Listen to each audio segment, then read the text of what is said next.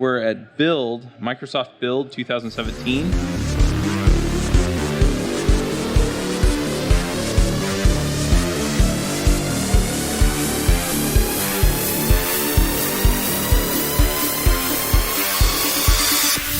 This episode is sponsored by Hired.com. Every week on Hired, they run an auction where over 1,000 tech companies in San Francisco, New York, and LA bid on JavaScript developers, providing them with salary and equity up front. The average JavaScript developer gets an average of 5 to 15 introductory offers and an average salary offer of $130,000 a year. Users can either accept an offer and go right into interviewing with the company or deny them without any continuing obligations. It's totally free for users, and when you're hired, they also give you a $2,000 bonus as a thank you for using them. But if you use the Ruby Rogues link, you'll get a $4,000 bonus instead. Finally, if you're not looking for a job but know someone who is, you can refer them to Hired and get a $1,337 bonus if they accept a job. Go sign up at hired.com/JavaScriptJabber.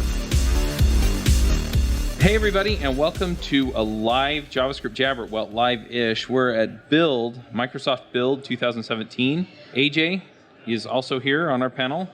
Always coming at you live. That's right. Now I can actually see you in person.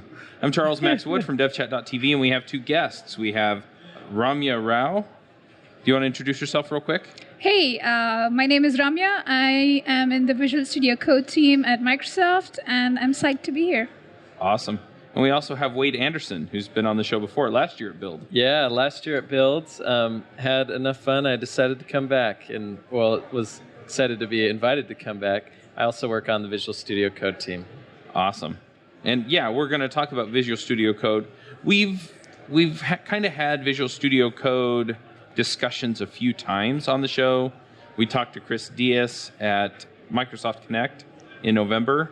And so I don't know that we necessarily need a long introduction as to what it is, but do you want to kind of give the 2-minute elevator pitch, one of you, as far as what it is for people who are new to the show and just haven't heard those interviews? Yeah, I can do it. So Visual Studio Code, our vision was to take what was best out of IDE world, which is like your Visual Studio, Eclipse, IntelliJ products, and bring what was best from the lightweight editor world, which we're describing like Sublime Text, Notepad++, Atom, and merge those two together. So we wanted the lightweight features from text editors with the IntelliSense, the code navigation, and the debugging capabilities that people had in Visual Studio and Eclipse, so that we merged those together. And we've been going for 2 years now. We did general availability last year, so we've been about stable for a year, I guess is the way to look at it. Yeah. Nice. Another key thing to add there is we are cross-platform as well. So not only Windows, but Mac and Linux users, you're most welcome to. Yeah, we keep hearing about Visual Studio for Mac, and this is Visual Studio Code for Mac or Linux or Windows. If you want to know more about how it's built, because it's also built in Electron with TypeScript, I believe, or JavaScript. Yeah, that's right, TypeScript. And so if you want to hear more about that, we've interviewed Chris Diaz twice. Once we had him on with Eric Gamma, and the other time it was just him, like I said, at Connect. And then we talked to Wade. And so this is our 4th or 5th interview about this. So if you want all those details, go listen to that. We're just going to talk a little bit more, I think, about what's going on with it now, what's new with it, how you kind of envision people using it with the new things that are coming out and that sort of thing. Does that work for you guys? Yeah. Sure. So first off, I'm a little bit curious, like, what are your roles on the team? Is it just kind of developer and everybody touches everything, or do you have particular parts that each of you work on? Yeah, we're a pretty small team, so lots of us wear different hats. But my title is I'm a program manager, so I tend to do some more non-developer things. And Ramya is an engineer on the team, so she gets a lot more coding done than I do. Then we like her more. Yeah, I do too, yeah. Yeah, as far as does everybody get to play in different areas, everybody has a key area to own, but nothing stops them from going into another area and, say, fixing a bug here and there. So we try to share knowledge as much as possible between people, but then you always have that one key owner that you can always go to, the go-to person in that area. Right. Like, for example, it could be about snippets, or there's one person for extensions. So what area are you on? So I started out, I'm a more recent addition to the team, and I started out maintaining the Go extension for Visual Studio Code. So for quite some time, I've been maintaining and adding features to the Go extension. And slowly I'm branching out to the Emmet features of the product. I don't know if you've heard. So if you've been doing web development, HTML, CSS, Emmet or Zen coding, I believe it used to be previously called, is something that is a must-have tool for you. You can write, say, abbreviations, and that expands to really huge HTML. You can have HTML shortcuts to do, say, update tag, merge lines, rename tags, and a lot of HTML and CSS goodness. So is that the type of thing where it looks like you're typing CSS and then you hit tab and then it Yes. fills out? Okay. That's exactly what it is. So it makes use of your selector knowledge, the jQuery selector of the CSS selectors, and you can use that to write HTML. So that's just one of the features of Emmet. And Sergey actually wrote the library. We have an inbuilt integration in the product. So I'm currently working on that, trying to make use of newer APIs and giving more goodness to people. Super cool. So one question I have about that feature, and then we'll talk a little bit about what's new in Visual Studio Code. Let's say that I have sort of a repeated type of code snippet. So maybe I need to add a class name, or, in HTML, I need to add like title name or something else. And, and then I add the same thing again somewhere else. And so I need some other text inserted in the middle of that. So I can just, when I insert it, then I can go through those parts. Does it make it easy to just kind of go to the parts I need to customize for that HTML? In the case that you're talking about, I think what would more help you is the multi-cursor feature that we have. So have you used multi-cursors? Yeah. I'm an Emacs user, and Okay. yeah, So it's a handy thing. Yeah, we have a multi-cursor support in Visual Studio Code as well. So you could place your cursor in different positions and then simultaneously edit things. But Emmet is more of when you're writing HTML from scratch. Emmet expansions at least. So, yeah, that's that. You're making me happy. Really? Yeah. These are all features that I really use all the time in my own development, typically with Emacs, just because depending on the situation, a lot of times all I have is the command line. And so having a command line level tool like Emacs is kind of a nice way to go. But yeah. I think one thing you might like is there's this feature on Emmet saying go to the next edit point. So then you keep using that command, bind to have a shortcut for that, and then it keeps going to the next open tag, next empty attribute, next so on and so forth. So that might make you happy. You should check out Emmet. I should. Yeah. Definitely should. Is it an extension, or does it come with it? So right now it's inbuilt, but if you want to know more about Emmet features, you can go to, I think, emmet.io. And that has all the documentation that you need to learn about Emmet features, and that's just inbuilt in Visual Studio Code right now. We are looking at making into an extension so that it's a little bit, we pull it out of the main code and maybe more people can contribute and make it even more better. How do you spell Emmet? E-M-M-E-T. Okay. All right. Well, let's dive into what's new in Visual Studio Code. We talked to Chris, I said, in November. So what's happened since then? One of our main pillars for this year is to improve performance of the product. So as we've grown a larger team and we're having a lot more productivity, last we talked at Build, a year ago, our team was about half the size it is now. So we've hired a lot of engineers in Redmond and really doubled the team size. So it's led to we're adding a lot more features. We kind of had a few months leading up to Connect where we're adding new things every month. And the last few months has been how can we get some stability on the issues coming in, make sure we're reducing our tech load, and really keep to those core principles that we started with at the beginning, which was we want a fast, lightweight editor that's really responsive, and then you can add these other features in. So this is where Emmet comes in. Does it make sense to pull that out of the product and have you just install that as an extension? That's probably the overall strategy of what we've done in the last few months. Maybe you can help me think of a specific feature that's been new. I think there's one thing that you did, I'm assuming it's post-November, the key map work that you did. Oh, yeah, that's a good one. You can talk about that. Yeah, so one of the things I've been invested in is trying to understand people when they come from a different product to VS Code, how can we make that easier for them? And one of the barriers is you learn key bindings in Emacs, or you learn it in Visual Studio or Sublime Text, and when you come to VS Code, hey, we have our own key bindings, so you have to learn these new key bindings. So what we did is we built a few extensions that are, we call them key map extensions, and they are just a mapping of, okay, you learn these Sublime Text key bindings. Now when you come to VS Code, you don't have to relearn any key bindings. You just use your Sublime Text key bindings. Right. I've actually used the Emacs key bindings with Visual Studio Code, and they work really well. Did it work for you? Oh, yeah. It's nice because, I don't even think about it. If I'm editing a text file in, Notepad, because I've moved my development environment from Mac to Windows, and it hasn't been completely seamless, but yeah, Control-S just... It doesn't flow for me, right? I want to Control-X, Control-S, or, right. Control-C, Control-F to open a file. And yeah, all of that has worked flawlessly for me. So at least the common themes for Emacs have worked great for me over the last few months. So that's been really nice. One other additional one I thought of too is, as we're thinking people coming from other products, but also people just coming, maybe they're new to coding and this is a new product for them. They're not sure how to become accustomed to the different features. We built this welcome page. So when you're brand new to VS Code, you'll see this welcome page, and it will show you, think of it like an onboarding experience for a mobile app, something where you can flip through and see the features really briefly. Mm-hmm. We're trying to see if we can make that even better, but this was our first attempt of, can we help people, new users to our product, have a better experience in getting going? Yeah, and in that welcome page, one of the key things is an interactive playground. So even before you have your own code, maybe you can go to the playground and play with the existing code there. There are different sections. Hey, try this out. And then there's a small section where you can actually try it out. So we hope that helps people. Yeah, a lot of what we put in there, too, was interesting. So multi-cursor, which you're familiar with, and AJ is probably familiar with, too. We think that feature is really handy, and a lot of, especially experienced devs, are like, oh, I can't live without that.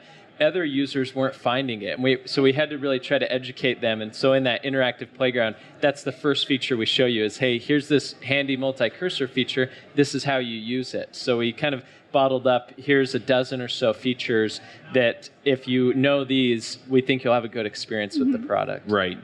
I think another fun thing that we recently did was workbench theming. So you can write extensions, you can change the theme of VS Code and everything, but it was restricted to the editor and not the rest of the workbench. Mm-hmm. So that's been opened up. Yeah. So people are having fun with that. This is probably a good discussion point too. One of the things we did, we took that was different than, say, Atom, for example, is we were more restrictive in our extension API. And we did that with the initial principle was we wanted people to have a consistent experience no matter what extension they installed. Right. When we talked to Atom users, they had felt like, oh, I just don't know the quality of these extensions. They could really bog down my editor. We took a different approach where we said, we're going to be pretty tight there, and then we'll slowly open it up in a controlled way. So that's what we've done here with workbench theming. And I think that'll be a thing you'll see in the coming months as we'll start to see if there's other ways we can open up the extension API. So I could set up like a Legend of Zelda theme and it would do cool stuff with the layout and the colors and things. Yeah, background images and stuff. Yeah, nice. You could do that. One thing I saw in the presentation, the keynote today, was they're using Xterm.js in the web browser for setting up Azure to be able to do Bash and stuff. And I know that one of the features that you've added in Visual Studio Code is to have the little Bash thing. And I saw on the Xterm website that that's what you're using in Visual Studio Code. Do you understand how that's working or what that implementation has been like? Yeah, it's a shame we didn't get Daniel to come. Daniel's another engineer that's here with us today, and he was, if not the largest contributor, a main contributor to the Xterm.js project, and he built the integrated terminal for VS Code. So I can't speak to the internals of how that works, but he was heavily involved in both of those, and in that project, and then in bringing it to VS Code. So my next natural question out of this is, are we going to start seeing VS Code integrated into web experiences with other Microsoft products? That's a good question. So if you go back to the very beginning of VS Code, that's actually where we started. We were a Monaco. It was the Monaco editor, and we were this cloud-based editing experience. And then when Electron came out, and we did that, and it was fine, and we were getting people to use it, but we were only getting Microsoft people to use it, right? People that were already using our products. And when Electron came out, we saw an opportunity of, hey, we could port this Monaco editor to Electron, and we could then run it on Mac and Linux, kind of reach people that traditionally aren't Microsoft customers. Mm-hmm. So that's an interesting question, because it kind of would actually just be going full circle and going back to what we've already done. Well, that's the intelligent edge, right? Yeah. There's no specific plans I can speak to today of plans to do that. Definitely we're keeping our eye on, if that makes sense. There was some serious network lagging and things that were difficult, and we really felt like desktop running it on your machine and not in the cloud ended up being better for most people's editing experience. But you may have seen, what's the product? SourceGraph? What? Yeah. SourceGraph, they recently forked or are using VS Code for their product as well. So it's a read-only experience, but they're using VS Code and it actually looks a lot like VS Code in the browser.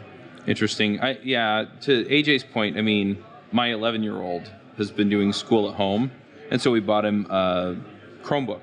And so you can't install Visual Studio Code on a Chromebook. So, that experience I guess if it was a terrible and slow and awful experience, maybe not, but it would be really interesting to see something like that in the cloud where it's, okay, here's your coding experience. And I know that Tim Caswell, we've had him on the show to talk about his solution to this, but it'd be really interesting to see, I can actually do Visual Studio Code stuff in the cloud, wherever I'm at. It's a good point. I'm not even thinking in the cloud as in remote, but in the browser. Yeah. I think for example, the case So just serve it locally? It could serve it locally. I mean, that's essentially what Electron's doing. But in the case of something like the Azure platform, I mean, all of your stuff is it's running. Where is it really running? Well, it's really running on your computer. Yeah. But you have access to some additional things that are remote that you're able to modify. I mean, I don't think of it like editing code remotely as much. I SSH into a machine and I edit code remotely. Right. Speaking to that, I think if you go to the portal for Azure and say you've deployed a website, I think there is a provision where you can, in the browser, edit some of the files over there, and that is using Monaco behind the scenes. That is one example.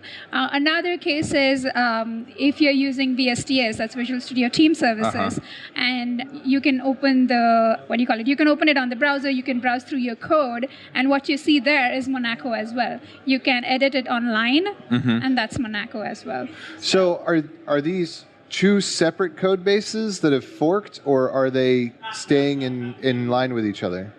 It's a good question. Monaco code base is reused in Visual Studio Code, as far as I know. That was the impression that I got talking to Chris as well. Yeah. I don't think we maintain two separate folks, because then that would be a maintenance nightmare for us. Yeah, I'm not sure where the stream, somewhere the stream separates and comes back, and we have two engineers on the team that do check on the Monaco code base, and I don't know if they're pulling stuff of what we're doing in VS Code. I'm not sure exactly what's going on there. Well, my understanding is that Monaco is syntax highlighting and code editing and things like that. And then a lot of the other user features that kind of go into a UI like Visual Studio Code. Like IntelliSense. Those come out of other things. Yes. Yeah, that makes sense. So Monaco is just kind of the basic. Yes. Here's your code editor. You get the highlighting. You get the basic features that allow you to edit the code. And then all of the other stuff, so your tray on the side with your folders and all of that stuff. Those are all from the workbench. That's all built around it. Okay, so we're saying Visual Studio Code is the shell integration with the operating system, or the Chrome of the application. Yeah, and it's just very richly featured and very nice to use. Okay. So I have two things that I want to go into, and I think I'm going to hit the performance thing on the head again. So you mentioned, we're looking at it, okay, what do we pull out? What do we keep in? But are there other performance things that you've done, things that you've looked at and said, oh, okay, if we write this code this way, then it makes it faster? Or, if we... How much of it is refactoring versus actually saying, you know what, not everybody wants this, we're going to pull it out so it doesn't have execution cycles? How do you actually optimize performance on something like Electron versus like for the browser? So taking one step back, one thing that we did recently was add an ability to calculate the startup time. Mm-hmm. Say for Visual Studio Code? Yeah, so that you can run Visual Studio Code with certain flags and the startup time shows up. Mm-hmm. So that was one of the things we did, because sometimes we heard users saying that it's really slow. Mm-hmm. It takes like 5 seconds, and we wonder why, because for everybody else it's like just 1 second or something. Works on my machine. It's kind of a first step of, can we get a baseline, start to diagnose where so we that can was fix one things. of our first steps to get more information from the user's side. You can get a profile of what things are running, which part of the process took how much time, and so on and so forth. So with that information in hand, then one of our engineers in the Zurich team actually he works closely with the Electron usage in our product. So that's the information he's been using to identify which area needs more work, where are we spending more time, and so on and so forth. So we're using telemetry for that at the moment. As to the rest of your question, personally, I can't answer because I don't work in that area. There's a few things going on. Is we need to identify what are the things people are doing that is causing the editor to slow down. So one example is you open a large file and things get laggy there. Now we can take a set of strategies to try to fix that. And right now so for example, we could say, okay, this is the large file. We're only going to load a portion of it that's viewable in the viewport. And we're only going to syntax highlight that. And as you scroll, we'll start to syntax highlight and load the rest of it. So just kind of this lazy loading approach.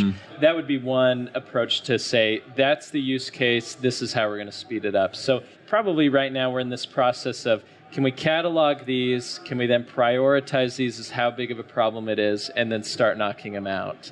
Is probably where we're at. Another exercise we did was we looked at all of our extension APIs to see which one of those could, and maybe a malicious extension abuse. Say, for example, you have the API where an extension can give you all the suggestion items, completion items, which you see in IntelliSense, right? Is there any way that can be overloaded? So that was one exercise we did recently to just, make sure we've covered all our bases. There are checkpoints in place to avoid certain situations. But apart from that, I think this one of our other teammates could talk to more on that. Right. There was a decent Hacker News thread. It's probably 6 months ago now, and the discussion was, what's the difference between VS Code and Atom and speed-wise? And Atom is a great product, and they've done a lot to improve their performance. But I thought one of the comments that someone chimed in that made a lot of sense from the Zurich team is he said, there's nothing magic that VS Code has done, and this gets to what are we going to do. It's just strict engineering discipline. It's just very like, are we using good data structures? Are we managing our memory properly? Are we removing stuff we don't need anymore? And that's really, it comes down to just those little things you learn from basic textbooks that have been around for decades and decades about how to write good code. That's what we have been doing, and that's what we'll continue to try to do to try to improve the performance. This episode is sponsored by Newbie Remote Conf. Newbie Remote Conf is a 2-day completely virtual conference hosted by none other than Charles Max Wood. If travel expenses are an issue or you just can't afford to be away from home for 2 days, then join us. It's virtual. This conference is focused on people who are new to programming who want to learn what the pros know, or just get a leg up in getting a job and getting into the programming community. We'll have speakers from all over the programming community to help you stay current, and a Slack room where you can connect with speakers and other attendees in real time. We'll also have a live roundtable video chat for attendees and speakers, plus we'll provide the talk recordings to you within days of the conference. Yeah, one other thing with performance is I tend to notice that there are about 2 or 3 levels of performance, right? And so you've talked about, the editor's slow. And that's one level, right, where it actually interrupts my flow because of the speed, right?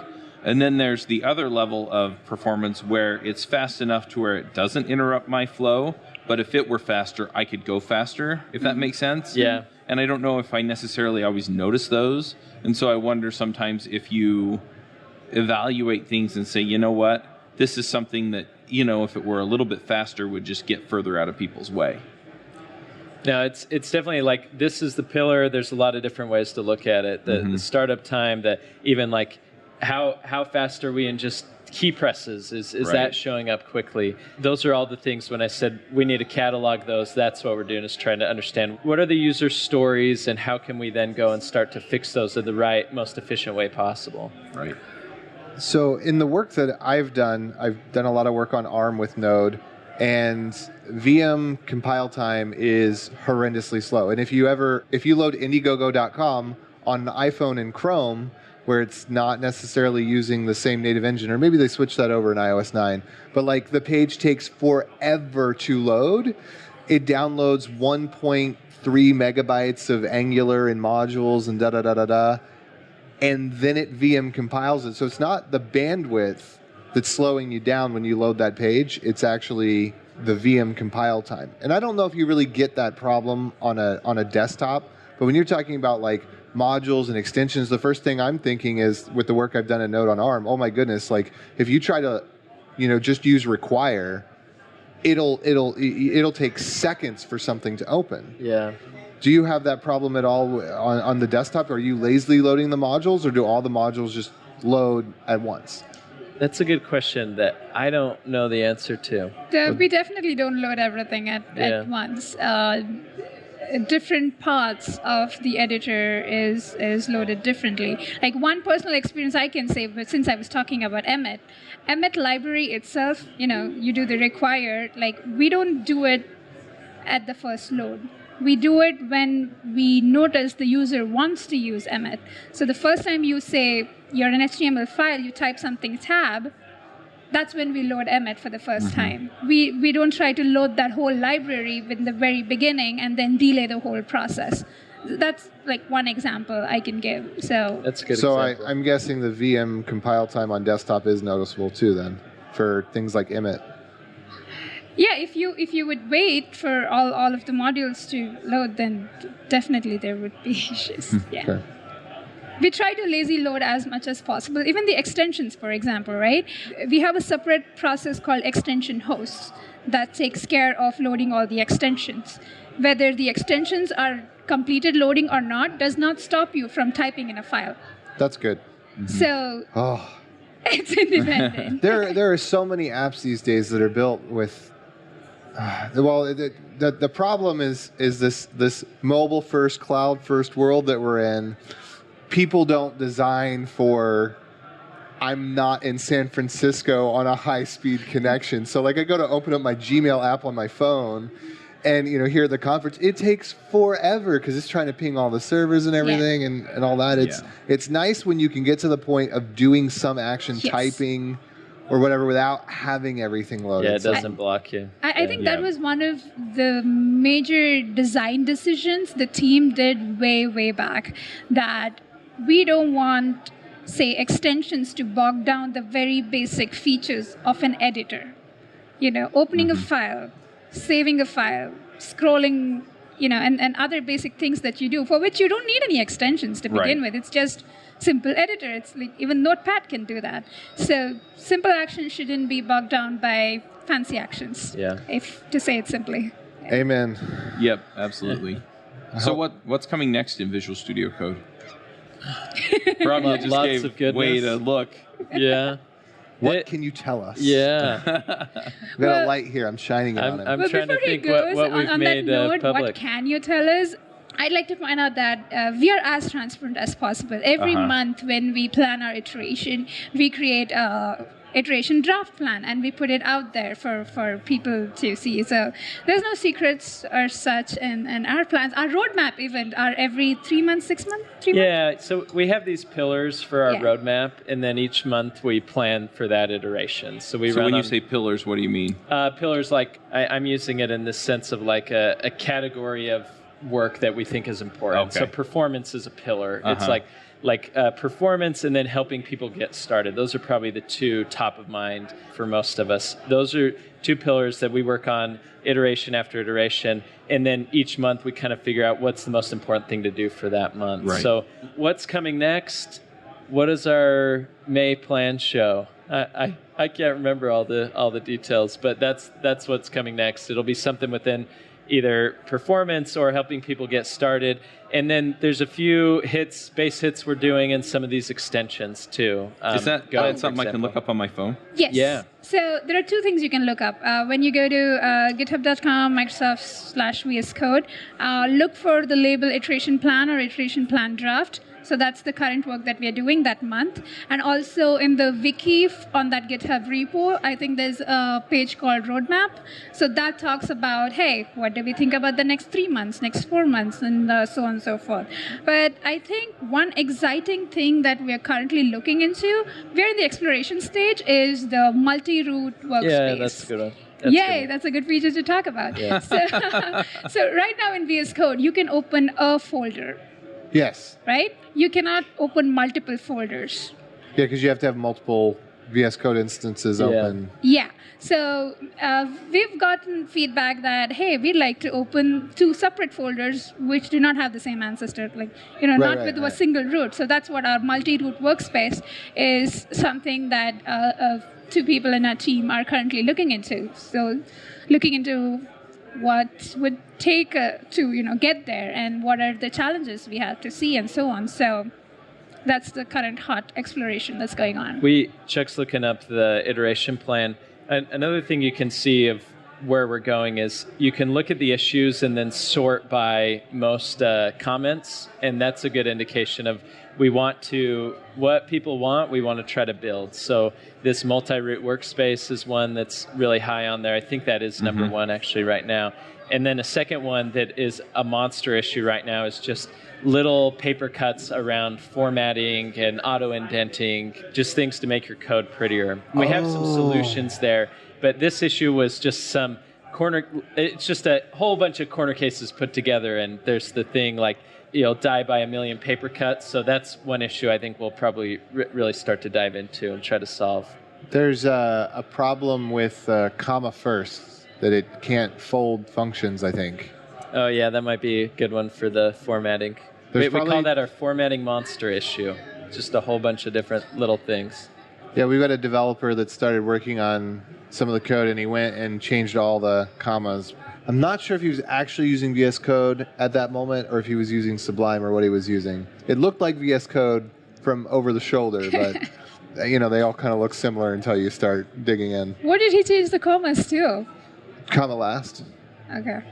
Oh. So I do comma first for alignment for human parsing, because as a human, you can tell if a comma first is missing, but you can't tell if a comma last is missing without actually, because it's the alignment and your eye has to track and trace. Yes. Yeah. So I've always been a comma first person because it just is easier to read and catch mistakes sooner. But computers don't always like comma first. Yeah. Got to find the balance that's both beneficial to humans and computers. I mean, just digressing a bit, since we are talking about commas, I think the Go language has an interesting spec there. There, when you say, I think when you create an object, you always have to have a last comma at the end after the last item as well. So you do? Yeah. That's interesting. That's one of the weird things I found when I first started working with the Go extension. So if you have 3 items in the array, or I'm sure Collection. pissing some Go users out there, but sorry if I'm getting any of this wrong, but I do know that if there are 3 items, you need to have 3 commas. I think that's good. And JavaScript can work that way, except that sometimes you get undefined elements. So if you do that in an array, you'll get undefined elements. If you do that in an object, it'll complain if you're trying to use it as JSON, but it'll be fine if you're not. So there's all these edge cases. Yeah. So when it comes to the point where it's learn these 7 simple rules and you'll never get it wrong, or just put the freaking comma and semicolon there, I put it there every time. Yeah, that makes sense. So, Wade helped me find the iteration plan. I didn't see anything in here that I was dying to ask questions about. But I will point out, I didn't realize it was under issues. So if you do issues and then the tag is iteration-plan. Yes. Yeah, that's right. So, Everything is an issue. boy, isn't that the truth? Anyway, so you're going to ship in early June. Do you do iteration plans just like will we see another one before this release of this particular iteration plan? So currently we just shipped the April iteration like a week ago. Yeah. So currently what you're seeing is the May iteration plan, Right. and then say 4 weeks from now you may see a draft for the June one. Nice. So by the time we run on end, monthly sprints. Yeah. Mm-hmm. Yeah. Nice. Okay, that makes sense. Usually do 3 weeks of dev work. We do a week of release, and then we do a week of det work on the end.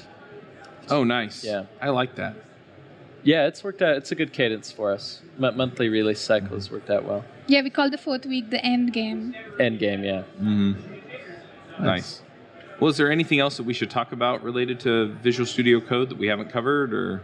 No, if you haven't tried it, give it a try, and would love to hear your feedback. So just trying to make it awesome. Yeah, and we're open for, you can reach us at Twitter, tweet Yeah. us at code. I We love have- that Twitter handle. It is awesome. Yeah, we're lucky to have gotten it.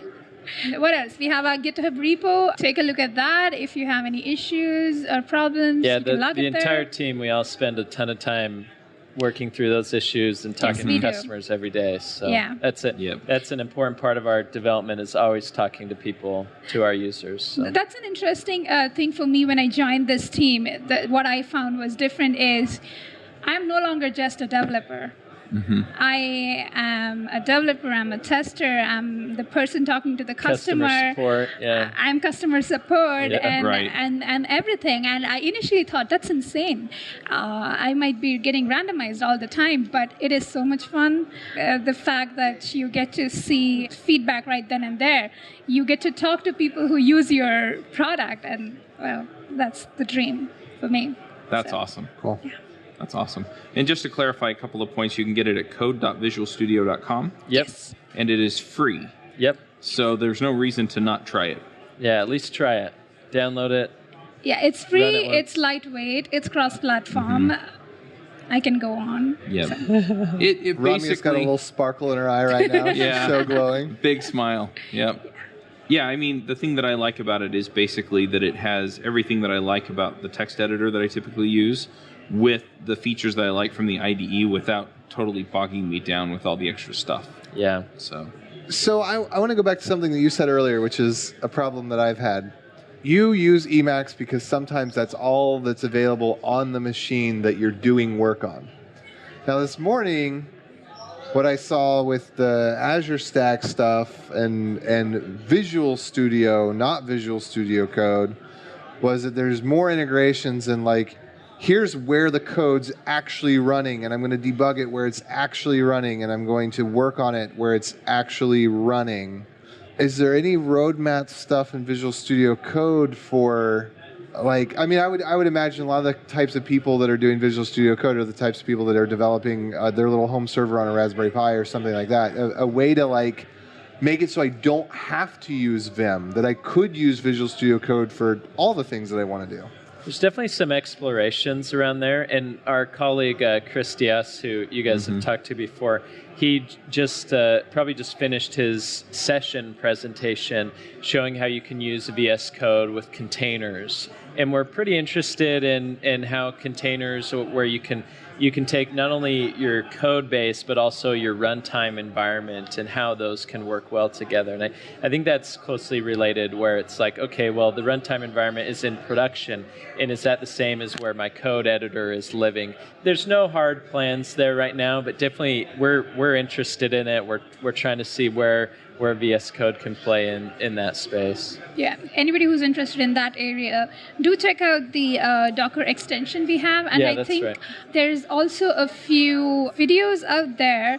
I think one was from Docker last year where they showed debugging, say, a simple application, a node application. It's deployed in a Docker container out there, and you can debug it using Visual Studio Code. They did use Visual Studio Code to do that. So as long as you have the setup, you set up all the ports correctly, you can debug containers. Yeah, I think they showed that off at Microsoft Connect last year, Yeah, too. that's So right. if you want to... Chris has been doing that a lot. Yeah. Yeah, I don't remember if it was Chris or Scott Hanselman, but one of them showed it off. Yeah. And so if you want to check that out, too, I'm pretty sure the talks are available online. Yeah.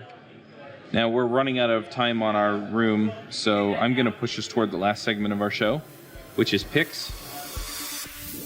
Have you ever felt like you're falling behind, or that the programming world is moving so fast that it's impossible to keep up?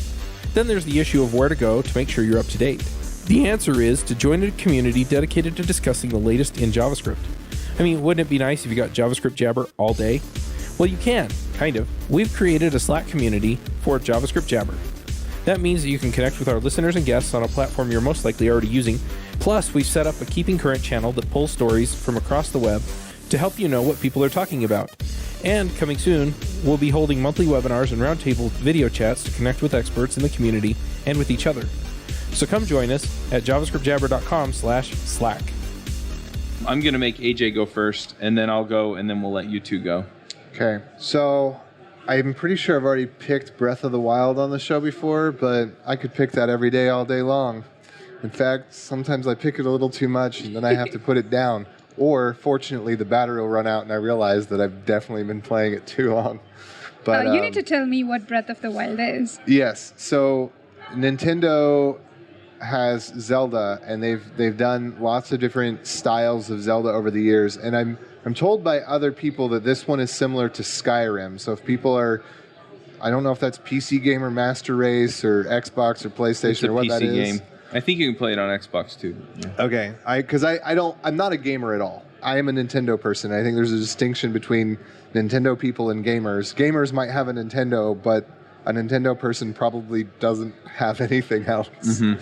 Anyway, it's their latest Zelda game, and it just takes elements from the other Zelda games that worked really well, as well as elements I've seen in other people when I've been exposed to them playing games, and brings it all into this just incredibly addictive, huge open world where you can explore and you have objectives, but the annoying thing is on the way to one, you're going to find 10 more, and it's seriously one of the best games I've ever played. So I'll pick that. And then I'm going to pick Build. I love the keynote this morning. Saw a lot of cool stuff. I made reference earlier to some joke about the intelligent edge, but I actually really like Microsoft's idea about the intelligent edge, meaning that you get rid of the idea of the cloud. You're running code, and that code runs anywhere. It might run on the client. It might run on a hybrid cloud system, internal, external, on Azure, whatever. I think that's really cool. Nice. I'm going to jump in and pick a couple of things. The first one that I'm going to pick is just a game I've been playing on my phone. It's called Boom Beach. If you play Clash of Clans, it's made by the same folks. Just a fun way to kill about 5 minutes at a time while you go take over another island. But yeah, I've been enjoying that. And then I've been using a system called BlueTick to follow up with people. It's in beta. If you go to bluetick.io, you can sign up to basically get a demo. You can't get a sign up unless you talk to Mike, who's the guy that's putting it together. And I've known Mike for a few years, but I've used, I can't even tell you how many CRMs over the last year, and none of them do what I want. I was going to say they all suck, but they probably work for some people, just not for me. But anyway, so it's basically a follow-up system, hooks into your Gmail account, and I have been super, super happy with it. So yeah, that said, I can't say enough good things about it. Yeah, it integrates with Zapier, so a lot of the stuff that you would wind up doing as far as automating people into sequences or workflows and out of sequences or workflows, you wind up doing with Zapier, and so it works out pretty well, and I'm really enjoying that. And then, yeah, I'm going to pick the Emacs key bindings extension for Visual Studio Code because it worked for me. I mean, some of the plugins I have for Emacs, obviously those key bindings don't exist in the plugin, but the really basic ones do, and yeah, all that muscle memory, it just doesn't interrupt my flow when I use it, and that's a nice thing for me. So, Wade, do you have some picks for us? Yeah, I've got one. So I really like to read books, and so as I've moved a few times over the years, you just lug around these huge cases of books, And so this Christmas, I finally pulled the trigger and jumped on the Kindle bandwagon. So I got a Kindle Paperwhite, and I'll tell you, I have been so impressed with the product. Like, it took me a long time, because I knew I would like it because I wouldn't have to carry around the books, but I always loved the books, like they just feel good, and there's just something about reading a real book.